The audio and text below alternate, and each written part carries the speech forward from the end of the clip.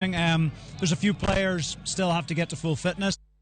School secondary ma St. Antony mawuok Kitale County ma Trans Nzoia oloyo osimbo mar adhula mar joma chuo kawuono bang' loyo Dagoretti gonde 2-0 e finals. Adwin Kibete manokwongo loyo ne St. Antony ka en bende emanyo loyo negi nyoro ka gidhi e final. E tugo mar laro thuolo mar adek Shandere manoloyo Agoro Sare gonde 5-1.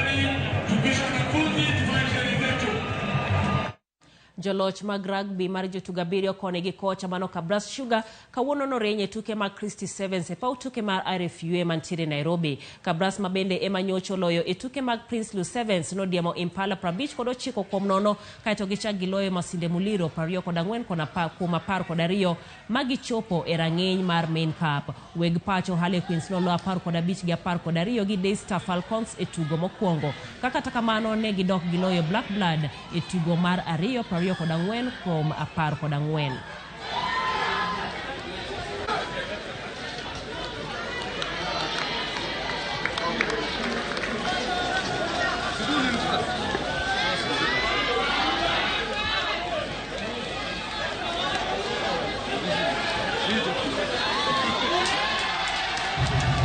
You have to remember that we are the defending champions of Christie's. We won it last year. So our main task this weekend is to try and defend that trophy that we won last year. But as sportsmen, we'll always take it a game at a time. We're still going to work our system because we have a system that we are trying to execute. Things have not been well when we get to the semi-final quarter. So the biggest thing is the boys are able to stick together and work the system and get us into a finals. And then we can play a finals the way the finals comes. Team Arsenal no chako